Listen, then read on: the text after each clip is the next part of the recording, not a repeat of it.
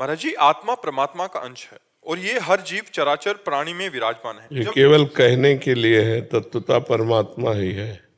आत्मा और परमात्मा में कोई भेद नहीं है। देहाभिमानी होने के कारण उसे जीव कहा गया। देहाभिमान मुक्त होने के बाद वो शिव ही है, वो इष्ट ही है, वो परमात्मा ही है। ब्रह्मविद ब्रह्मयु भवति, जो ब्रह्म को जान जाता है वो ब्रह्ममय हो जाता है।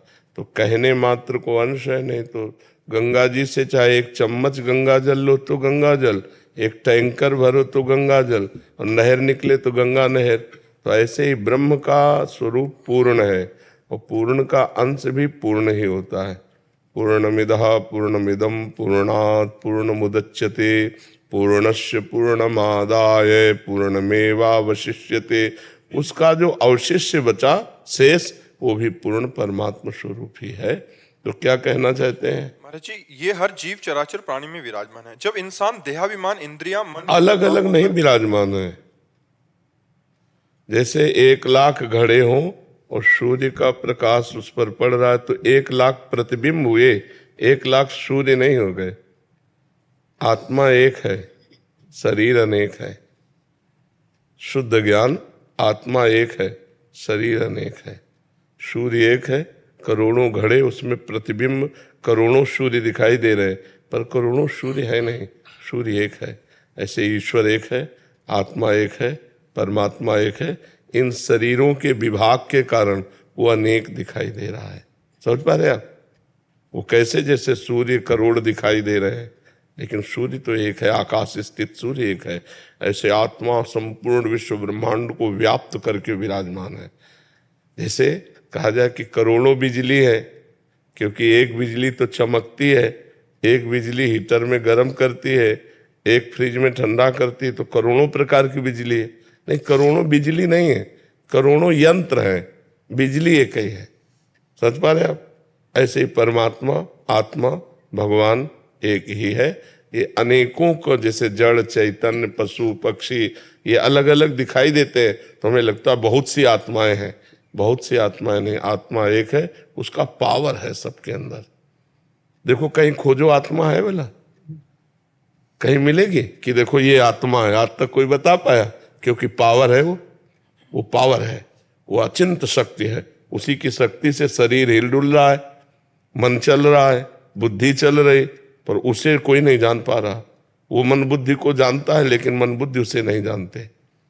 तो जो परमात्मा का भजन करता है वही इस रहस्य को जान पाता है। आगे क्या कह रहे हैं? महाराज जी, मन के प्रभाव होकर दुष्कर्म करता है ये, तो इसकी सजा आत्मा को अगले जन्म में नीच योनि क्यों मिलती है, जबकि आत्मा तो स्थूल सूक्ष्म कारण शरीर से परे है? हाँ, इसको बात को समझना है कि आत्मा ने भ्रमवश शरीर को मैं मान लिया है।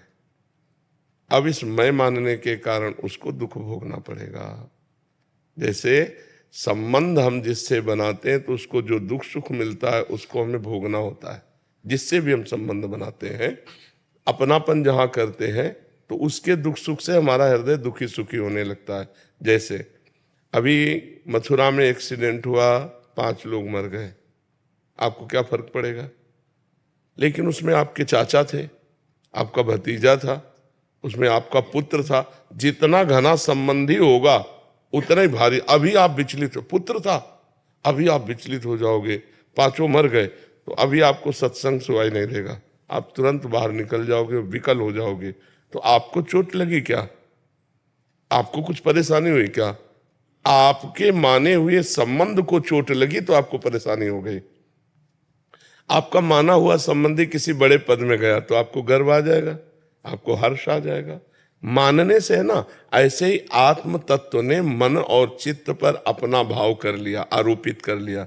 जैसे बहुत सूक्ष्म, चूंकि ज्ञान का विषय ना, मैं ये देखना चाहता हूं, ये किसकी इच्छा है? नेत्रेंद्री की। साथ में मन लग गया। आप कहाँ थे? लेकिन आप मानते हैं कि नेत्रेंद्री की इच्छा है। आप मानते हैं मैं देखना चाहता था, मैंने देखा। तो गलत देखा कि सही देखा? अब इसका भोग आपको भोगना पड़ेगा। समझ पा रहे? भोग का क्षेत्र जनेंद्रिय है, मन और जनेंद्रिय ने भोग भोगा। लेकिन आप कहते हैं मैंने भोगा, तो फिर आपको गलत भोगा कि सही भोगा, उसका आपको दंड मिलेगा। अगर गलत भोगा तो आपको नरक की प्राप्ति होगी। समझ पा रहे? इस तरह से ना बंधे हुए भी आत्मा का बंधन हो गया। जड़ चेतन ही ग्रंथि पड़ गई, यद्यपि मृषा, मृषा माने झूठी बात है, पर छूटति कठिनाई, वो झूठा आरोप अपने में स्वीकार करने के कारण उसको जन्म मृत्यु का भोग भोगना पड़ता है। जैसे इस हाथ में मारा तो इसको चोट लगी, लेकिन ये चोट हम स्वीकार करते हैं कि मेरे को इसने मारा, बस स्वीकृति से। अगर अभी इसको शून्य कर दिया जाए, यहां से काटा जाए, तो कोई कष्ट नहीं होगा उसको। क्यों? क्योंकि स्वीकृति अब नहीं पहुंच पा रहे। वहां त्वगेंद्री में ऐसी औषधि का प्रवेश हो गया कि अब हमारे मन की स्वीकृति नहीं पहुंच पाती। तो मन की स्वीकृति न पहुंचने के कारण ऑपरेशन हो जाता है, कोई परेशानी नहीं होती। ऐसे ही अब स्वीकृति जिन महापुरुषों ने स्थूल शरीर, सूक्ष्म शरीर, कारण शरीर से अपनापन हटा दिया, वो अपने स्वरूप में जीवन मुक्त हो गए। तो ये आत्मा को न कभी बंधन था, न है, न रहेगा, पर माना हुआ जो संबंध है ये उसको दुख सुख लाभ हानि और नाना प्रकार के कष्ट भोगने पड़ते हैं ना होने पर भी। जैसे स्वप्न में हमने देखा कि पिटाई हो रही है। क्या हो रही थी? ना कोई पीटने वाला था, ना कोई पिटने वाला था, क्योंकि पिटने वाला शरीर तो आराम से एसी रूम में सो रहा है, पीटने वाला वहां कोई है नहीं। लेकिन पीटने वाला भी होता है, पिटाई भी होती है, अनुभव होता है ना स्वप्न में। और अगर चेष्टा खुल जाए तो चिल्ला चिल्ला के रोने भी लगता है। क्या उसमें कुछ सही ना होने पर भी सब कुछ सही तब तक दिखता है जब तक हम जगते नहीं हैं। क्यों? जब जगे तब पूरा झूठा दिखाई देता है ना। ऐसे ही जब तक ज्ञान नहीं होगा तब तक जागृत अवस्था के द्वारा होने वाली संपूर्ण क्रियाओं का उसे दंड भोगना पड़ेगा, उसे नीच योनियों में जाना पड़ेगा। ये सिद्धांत है। समझ पा रहे हैं आप?